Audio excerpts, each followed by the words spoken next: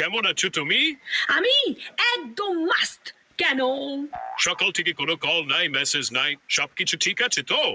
সাল বদলে গেছে, ক্যালেন্ডার বদলে গেছে, তো তো আমিও বদলে গেছি। এখন থেকে তোমার ফোন আসবে, তারপরেই আমার ফোন যাবে। তুমি আগে মেসেজ করবে আমাকে, তারপরে আমি এখান থেকে মেসেজ করব। তুমি আমার কেয়ার করবে, তারপরেই আমি তোমার কেয়ার করব। তুমি আমাকে সময় দিবে, তাহলেই দেব তোমাকে আমার সময়। তো শোনো স্বামীজান, সম্পর্কে যেহেতু দুজনেই আছি, তাহলে দুজনকে তো সমান সমান কেয়ার করতে হবে, তাই না? ঠিক কিনা?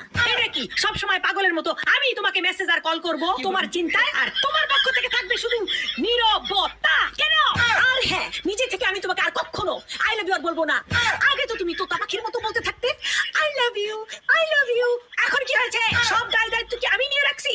কথা খুবই সিম্পল স্বামী বস, এক হাতে দাও আর এক হাতে নাও, কারণ নতুন বছর থেকে মাগনা